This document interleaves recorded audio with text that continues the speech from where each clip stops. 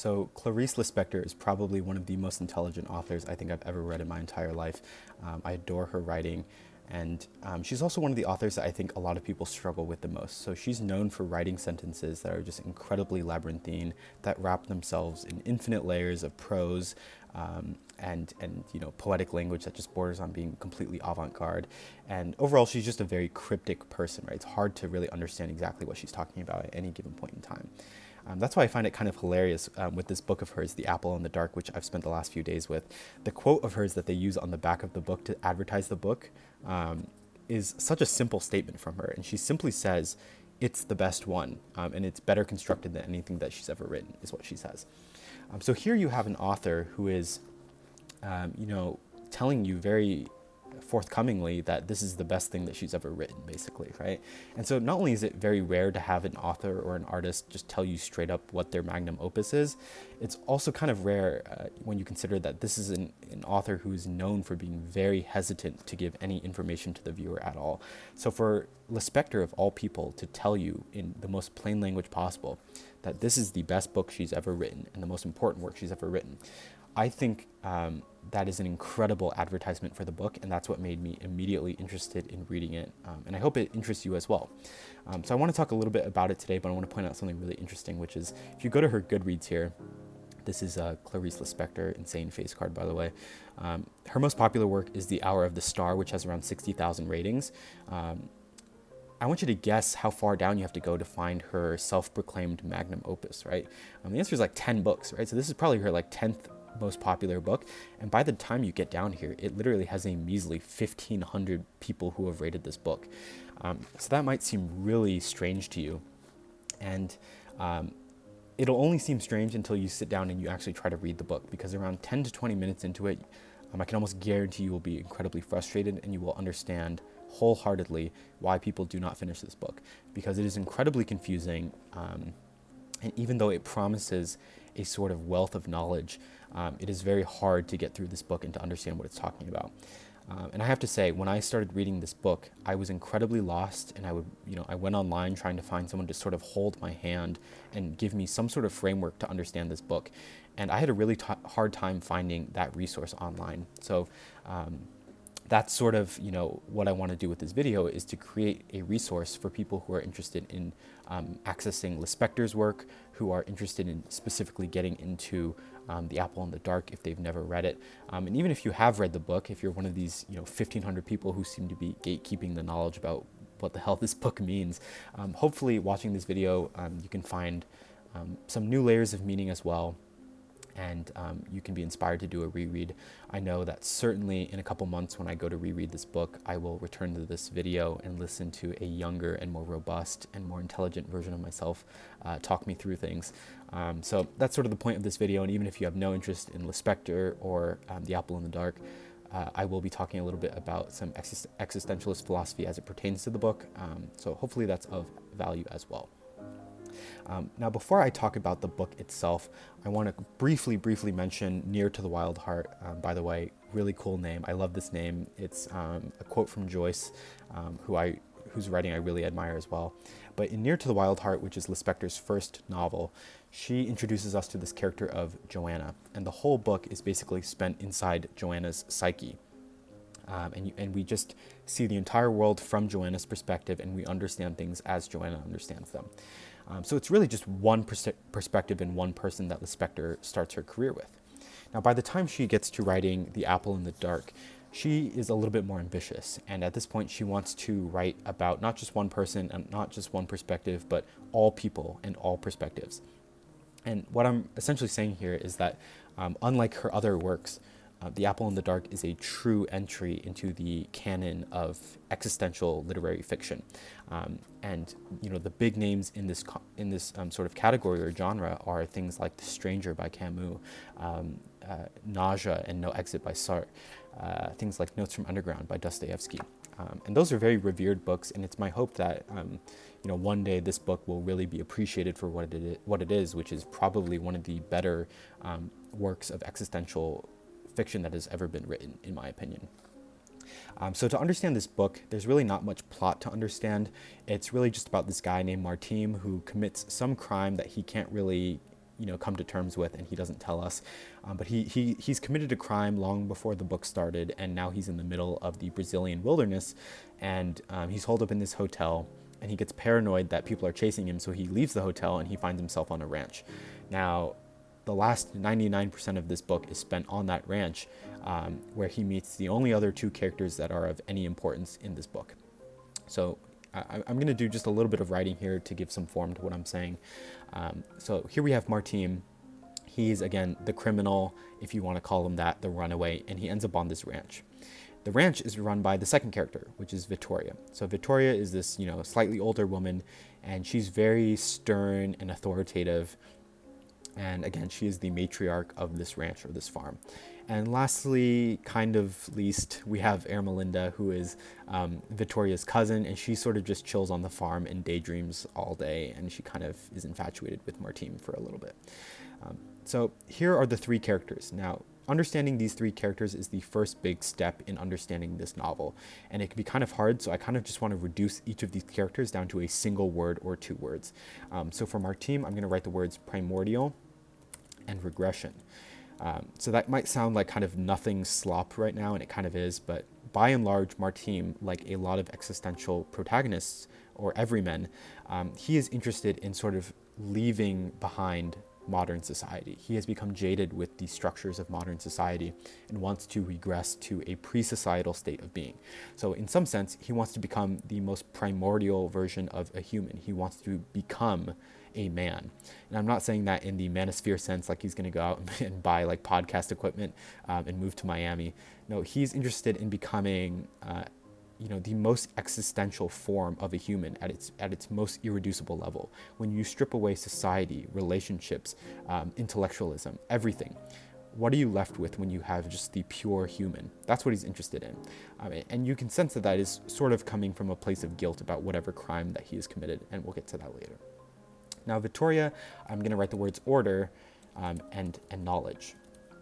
Now, Vittoria represents the complete opposite of whatever Martim is representing. So whereas he wants to go backwards in the progression of man, and he wants to become primal and irreducible, she wants to build layers of abstraction. She wants to have order and forward societal progression. She wants to have bureaucracy. She wants to have control and governance and knowledge, right? So we can see this very plainly in their interaction when he arrives on the ranch in the first chapter or so. He gets there, and immediately Vittoria is sort of like the stand-in for the reader. She begins interrogating him and asking him things like, who are you? Where did you come from?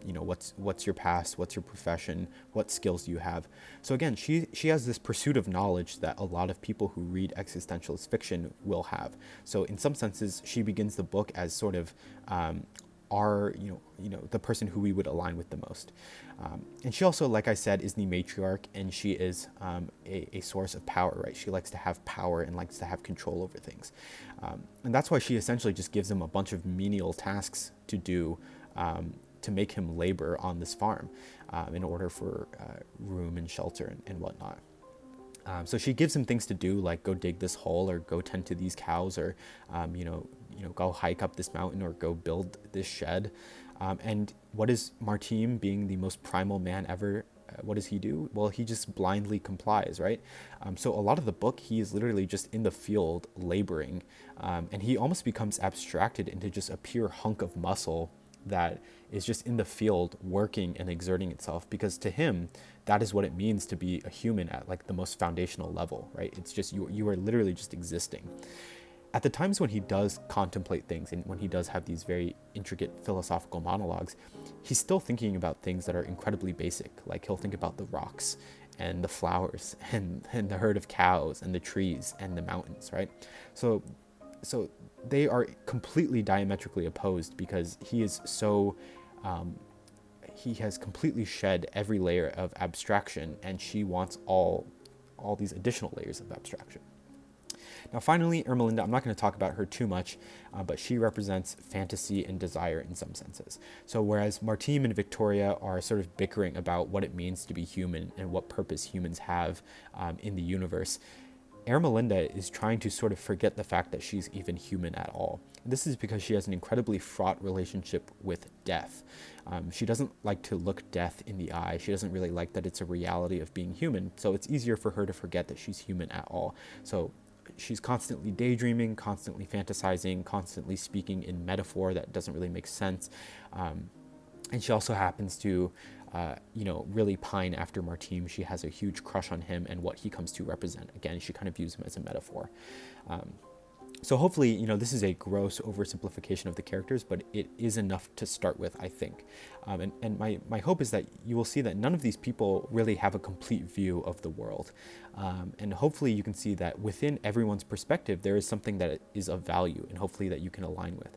So if you've ever been in nature and you've really just been in complete awe at, the sunset or these giant mountains or these cascading rivers and waterfalls, if you've ever felt like there are things that were here before human society that are quite magnificent and escape language, that cannot be described with all of the language that humans have come up with, then you, my friend, are very similar to Martine, because that is exactly the revelation he has, basically, is that, with all that humans have come up with, we still can't really get to the absolute root of things, right? And that's what he wants to do. He wants to go back in time metaphorically and just get to the most primeval essence of humankind and of existence.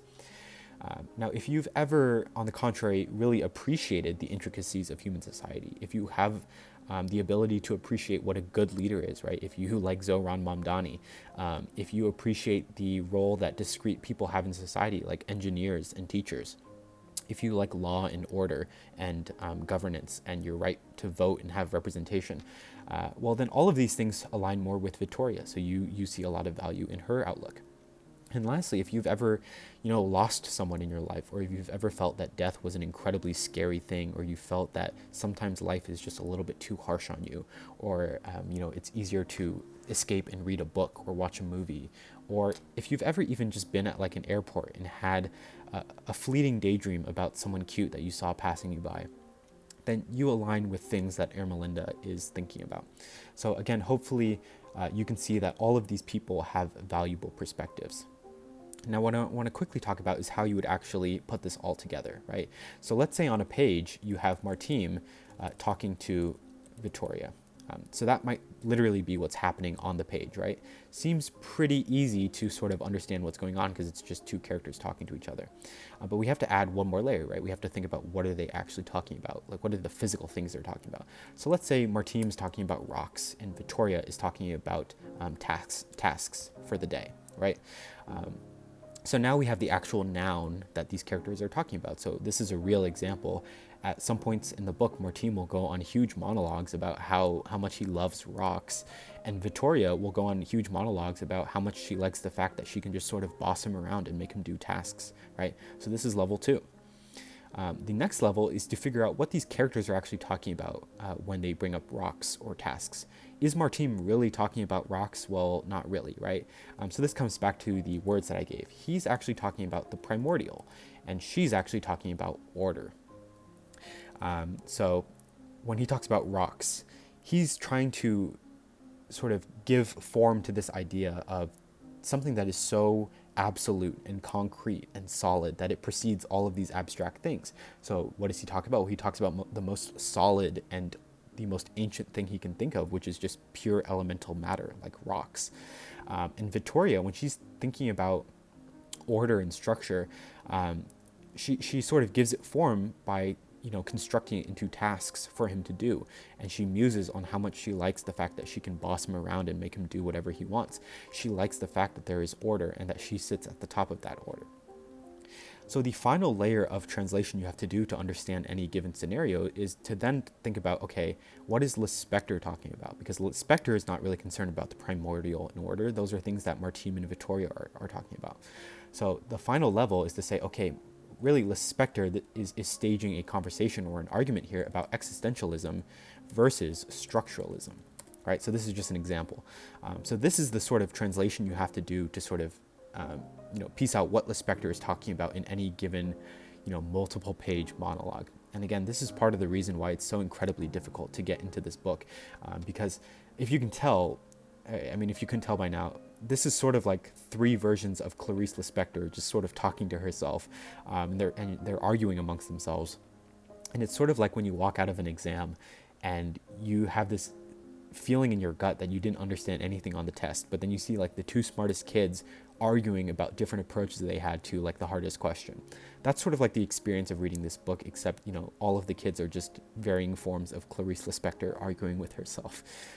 So this is the first part of the video where, you know, hopefully I just want to give you the tools to understand at the most foundational level where each character is starting off at, what their desires are, and how you can understand when these characters begin to interact with each other.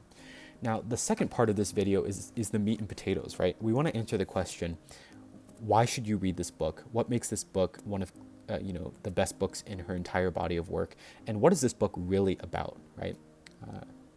What is Clarice Lispector actually saying or trying to get across here? So this is where I'm going to introduce what I believe to be the main theme of the entire work. So floating somewhere above all of these characters, right? You have them and they're bickering amongst themselves. I'm going to write the word language here. And I would say that language is probably the single most important theme in the entire book. And I'm actually going to add a parenthetical here that says the insufficiency of language. So at any point in this book, it's my opinion that you need to be considering what role language plays, and more importantly, where language fails. So I'll give you an example, right? Because Lispector really wants us to consider, again, what words mean, and more importantly, what they cannot mean. So if I give you the word rock, that's a pretty recurrent word in the book. And I want you to think about that word rock and conjure something in your mind's eye. You're probably thinking of something that is quite, decently small, probably pretty jagged, kind of gray and misshapen, right? And very elemental. And I would tell you that I'm thinking about something pretty damn similar. But there's two important caveats. The first thing is, even though we're thinking of the same word, which is the word rock, we're not thinking about the same rock, right? Your rock is probably slightly grayer than mine, or mine might be slightly larger than yours, or mine might be smoother and yours might be more jagged. So that's the first point of friction, is that language, as much as it describes something, cannot describe the exact thing, right? There's a discrepancy there. Now, even if we were somehow thinking about the same exact rock in my backyard, the second discrepancy, or the second caveat, is the fact that neither of us actually have that rock. All we have is the idea of that rock. So this is where it becomes interesting, because neither of us really have what we're talking about. And so hopefully you can see loosely how this connects to existentialism, right? If existentialism is about the search for meaning, and we want to settle on a unified meaning or truth, it seems like language might have a pretty hard time doing that if it can't even settle on describing the same rock, right? Now, one layer above that is the word crime, right? So we can introduce a slightly more complex word like the word crime. Now, this is one of the most important words in the entire book. And when you read it, you should really pay attention to the word crime and how many times Martine is frustrated by this word. Because for him, I think crime comes to represent everything that Vittoria represents, right? If you try to define the word crime and say, what crime did he commit? Through a traditional lens, that's going to take you to the word law, right? A crime is when you break a law, and a law implies a government that created that law, right?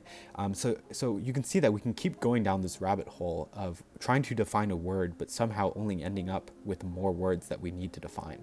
So this is why Martine becomes increasingly frustrated with language as an institution, because he feels like, if we can't even describe simple things like rocks or crimes, how are we going to get to like the big boy words of existentialist literature, which are things like being and purpose and meaning, right? So in existentialist literature, these are the things that we really want to ultimately understand. What does it mean to be a being? What is our purpose or meaning in this world? And if language is kind of already starting to fall apart describing basic things like rocks or crimes, it's sure as hell not going to be able to describe these abstract concepts that people have devoted their entire lives to understanding and trying to obtain, right? So at this point, I think it should be abundantly clear that there's kind of a hypocrisy at work here, right? How do you have it that Lispector is an author who works in language, and she's writing a book that is just completely filled with language. But somehow I'm saying that her claim is that language fails us. Isn't that a bit, paradoxical or oxymoronic? And you would be exactly right. And so how do we reconcile the fact that this is a book of language that seems to be critiquing the institution of language? Well, Lispector is quoted as saying something along the lines of, the form of the book is the meaning of the book. It's very similar if you're familiar with media studies, Marshall McLuhan, the medium is the message, right? So she is sort of imploring us to look at how language operates in this book, and that will tell us whether or not language succeeds or fails, right? And if you're not, clued in at this point, obviously the language of this book fails you when you try to read it. And that's one of the things that makes it so frustrating for people, is because they're used to language being a sort of solution when it comes to reading books. They're used to language being able to completely elucidate the meaning that they're searching for, and they're not used to language just completely failing them, especially from an author that has as much literary prowess as Lispector. So I'll give you an example. In the opening of this book, Lispector writes the first chapter of the book in a way that is incredibly legible. So if you read the first chapter, you're actually going to feel pretty gassed up about yourself, and you're going to feel like you have really good reading comprehension, and that surely the book cannot be that difficult. And that's because Lispector is sort of toying with you, and she's messing with you. The first chapter, she writes it in a way where it kind of feels like a traditional crime novel. She introduces this mysterious crime. She introduces a mysterious criminal. She introduces the possibility of someone who is a detective figure that is following him. She introduces the possibility of a person who works at the hotel that Martine suspects is going to turn him in. So it has all the trappings of a crime novel, and all of these are essentially, Chekhov's guns that are waiting to just go crazy in the last chapter. And if it's not clear by now, obviously none of those things fire, right? None of the things that are set up by the language of the first chapter end up really coming to fruition in the way that you expect it to. So that's one of the ways that she shows us you can't trust the language that you read all the time. It won't always lead you where you're looking to go. Another thing that she really messes with is when we read existentialist literature, we are conditioned to walk away with some form of truth, a bite-sized version of the truth, or a synopsis or a summary that we can go and sort of tout around to people and say, this is what the book means, right? So for example, if you read The Stranger, or you read The Myth of Sisyphus, or you read The Plague, you can leave those books with a pretty tight phrase that summarizes overall what the existential core of the book is. So for example, The Myth of Sisyphus is about how meaning is generated at the interface between an inherently meaningless universe and a being who chooses to revolt or rebel against that universe. Right? So that's a pretty tight phrase. It's a single sentence, and it captures the pure essence of the absurdist approach to philosophy and existence, right? So you go into this book and you are waiting the entire time for Lispector to give you something that is that concise, because you want to walk away with this ultimate grand truth so that you can feel like you understood the book, right? And she completely messes with you because she knows that you're looking for that revelation, and she will just completely fill the book with these false revelations. So she'll use language like, at long last, Martine understood. Or finally, it came to light for Victoria that blah, blah, blah. Or, suddenly he realized that, insert this. Or, after all this time thinking, finally he concluded blank, right? So it's all this language that primes you to feel like you're on the cusp or the precipice of a grand understanding. And then you realize that it doesn't come. Or when it does come, it's sort of contradicted within a few pages, or in the next chapter, the character completely abandons this thing that you thought was going to be their ultimate revelation. And so the lesson Lispector is trying to teach you here is, again, the language fails you. And this is why the book is so frustrating for people, because they always feel like they're about to understand it, and then it comes and it contradicts itself. So if you're reading this book and you're confused and you feel like it contradicts itself, that it winds itself in circles, you are actually close to understanding the whole point of the book, which is that language is insufficient to provide meaning about these grand topics like being and purpose and meaning. I saw a scholar She's a professor of comparative literature. I forgot her name, but her last name is Sigalovitz, I believe. She described the shape of the book as an Ouroboros. If you're not familiar, that's a snake that is eating its own tail and sort of coiling around itself infinitely. And the reason she does that, I think, is because we spend the whole book searching for finitude and conclusions and absolute truth and a grand ending or, understanding. And rather than reaching that endpoint, rather than, reaching the tail of the snake, the book kind of cannibalizes itself. It just keeps on eating those conclusions that it offers us, which makes it incredibly frustrating. So if it's not clear to you by now, no, I don't have a conclusive answer for how you can understand this book. I don't have a conclusive answer for what a crime is or what a human is. And I don't think Lispector does either. So now the real question you're asking is then what is the point of reading the book, right? What is the point of reading the book if it can't give me the answers that I expect to find in an existentialist piece of work? And that is the title of the book itself. What Lispector does give us is a metaphor to understand not what meaning really is or what the grand truth is, but how we should expect to find that truth in our lifetime. So that metaphor is an apple in the dark. And in fact, the very last image of the book is the image of Martin imagining himself wading through an infinite expanse of darkness where he can't see a single thing. And his hand is his arm is outstretched and his palm is open. And he is groping in the darkness, trying to find an apple in the darkness. And so obviously this is a metaphor for the apple being, the grand truth or the grand meaning or whatever it is that you, in your mind's eye, hope to find when you pick up an existentialist piece of literature. That's what the apple represents.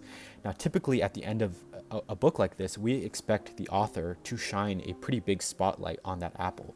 We want to see the apple in all of its in its completely defined shape. We want to see the nuances of its skin and its discoloration. We want to see the texture of the stem. Lispector does the complete opposite, which is that she shrouds the apple in complete darkness. She takes the meaning that we are looking for and she hides it from us. She goes out of her way to hide it from us. And so this is pretty distinct from other existential writers like Albert Camus and like Jean-Paul Sartre, who tell you that there is no apple, right? They tell you that the apple or the meaning is something that you invent for yourself or that arises between an act such as rebellion or resistance. Lispector, is interesting because she tells you the apple is out there. The truth that you're searching for, the grand purpose behind life, what it means to be a being, what it means to be a human, all of these truths exist out there. They just exist in complete darkness. But that doesn't mean they don't exist. It just means you can't see them. And that is an incredibly frustrating reality for people who are conditioned, like myself, to see something before they chase after it, right? So she reverses it. She hides it from you, and then she tells you to go look for it. So how are you supposed to do it if you can't see where you're going, right? How are you supposed to find the apple in the darkness if you can't see the apple and you don't know where to go? And again, it brings us to that last image of Martin completely blind in this endless void with his arm outstretched, and all he is doing is he is navigating this completely completely Stygian realm where he is this naive being, and he has no clue where he's going. He has no clue what is around him. All he is doing is extending this arm, which is a symbol of his curiosity and his openness, and he's hoping that one day that apple will brush or graze against his arm. And so that is the approach that Lispector asks us to have when we search for meaning or truth in the universe. She tells us that we shouldn't expect for some book to tell us exactly what that is, and then we can go chase down meaning, or some book is going to tell us how we should live our lives, and then we'll just go live our lives that way. She's saying, books and media and language and all of these constructions of the human society can't really tell us where to find meaning. To find meaning, you have to be, in a way, blind, right? You have to go out into the world not knowing, what's coming next, not knowing where you're going or what you're looking for. And you simply have to experience, and you have to, again, be ready to just grope around in the darkness for God knows how long. And one day, just one day, you will have to trust that eventually you will feel something that resembles an apple, that resembles that ultimate truth that you're looking for. And when that day comes, you still are not going to see the apple in its total form. It will still be shrouded in darkness, but you will feel it, and you will know that at long last you have found something that you have been searching for, but that you did not know the exact form of. So it is kind of, a convoluted metaphor in some ways, but I hope that you can see the completely distinct approach that Clarice Lispector has taken to the existential genre at large. And hopefully, even if you have no intention of reading this book, if you've made it this far, hopefully these are ideas that are distantly intriguing to you, and can maybe govern how you decide to go out and live your own life, and where you search for meaning in the very confusing thing that is human existence. So thank you for watching.